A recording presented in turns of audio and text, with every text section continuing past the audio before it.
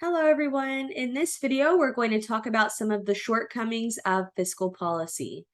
So even though fiscal policy is typically put out with the best of intentions, there are three main reasons why fiscal policy doesn't always work.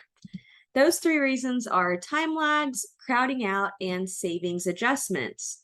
When smoothing out business cycles or trying to recover from a recession, fiscal policy isn't always going to work out perfectly, and we're going to talk about each of these things to give you a better idea of why. So first up, we have time lags. Lagging means that for one reason or another, the impact of a policy can't instantly fix the economy. Fiscal policy lags are generally going to be longer than monetary policy lags, and this is often because changes in fiscal policy require legislative approval. Now, a recognition lag is that sometimes we don't even know we had a recession until we're out of it. So it's difficult to determine when that economy is turning up or turning down. We have our GDP data that's released quarterly and we revise it later. We have unemployment rate data that lags even further, and growth is not always constant. One bad quarter or one good quarter might not really mean anything, but changes in taxes and spending must pass through both houses of Congress and the president. And often this causes a pretty significant delay in comparison to our regular monetary policy. Now, we also have implementation lag. With the time it takes for these things to pass through legislation, it's going to take us a while to get things going, and this is why another time lag occurs. And then finally, impact lag. It takes time for effects of policy to materialize, and that multiplier effect is going to take some time to occur. So what happens when we have these lags? Well, we have a risk of destabilization. Expansionary policy might hit when the economy is already kind of rebounding and expanding on its own, or a contractionary policy might hit when the economy is already shrinking. And what this could do is basically exacerbate cycles rather than actually smoothing them out.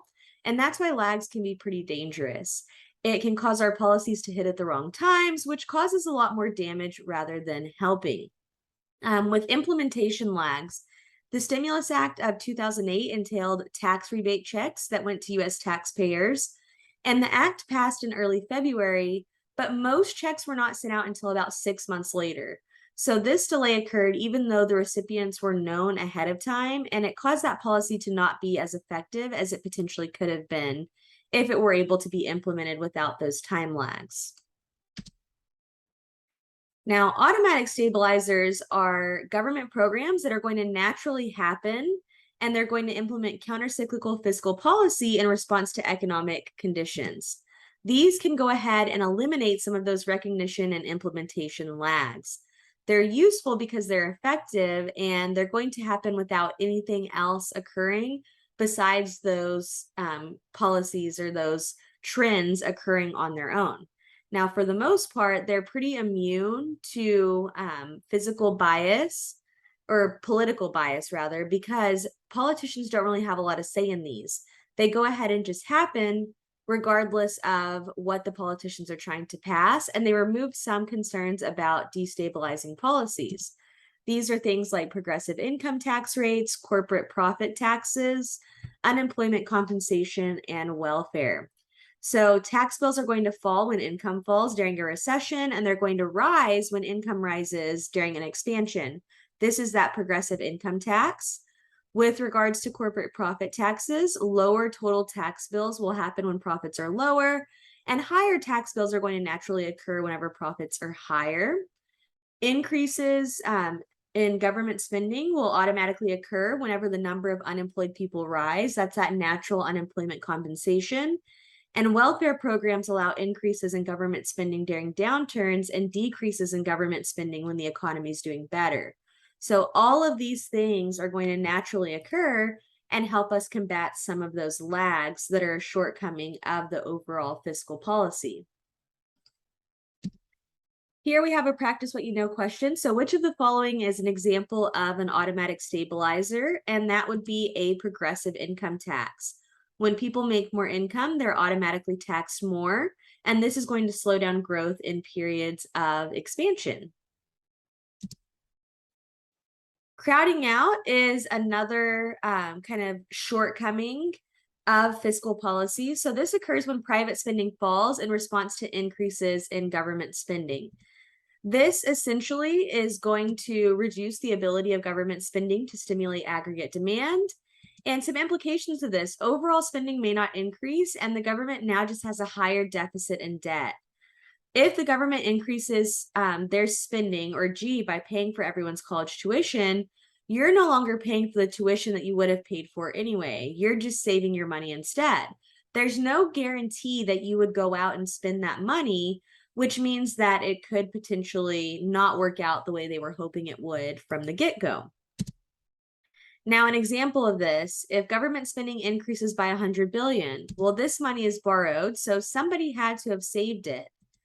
The demand increase for loans because of government borrowing will increase interest rates, and this is going to discourage private spending and encourage people to save, because when you save, you're able to draw interest on that money. Now, where does crowding out happen? Well, there's a decrease in private spending as a result of the increase in government spending. The net effect could be zero if the government's spending more, but you're spending less. But the government now has additional deficits due to the borrowed money. Basic supply and demand tells us that demand increases lead to price increases. And remember that in terms of loanable funds, the interest rate is that price of borrowing, or the reward for saving that money. This is where we're going to go ahead and move on to another example and kind of show you graphically what that looks like. So here we have animated figure 16.7 from your book. And we're supposing the economy begins at equilibrium, or point A, with demand for loans designated as D1. The initial interest rate is 5%, and at that rate, there is $250 billion worth of savings. The savings funds about $250 billion worth of private borrowing. So the government starts in this example with a balanced budget. Now here we're assuming that government spending, or G, increases by 100 billion, and this money is borrowed. The government enters the loanable funds market, and demand increases for loans, which increases that interest rate up to 6%.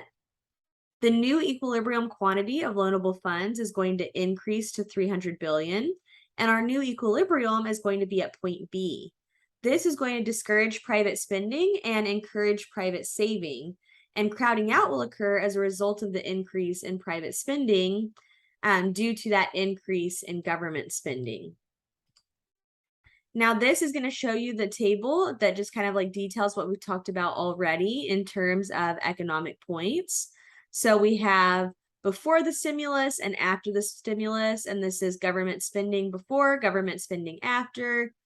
This is going to be that supply before, the supply after. This is going to be interest rates, or investment rather, before, and investment after.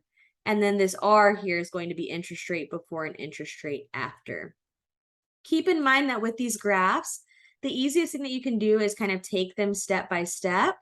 But here in about 2 slides, I'll show you a table that kind of summarizes all of these different fiscal policy shortcomings. So if you're trying to take notes for your exam, there's going to be a better slide for those notes coming up. Now, saving shifts is something else that we want to talk about, and there's something called the new classical critique. And this just means that increases in government spending and decreases in taxes are largely going to be offset by increases in savings.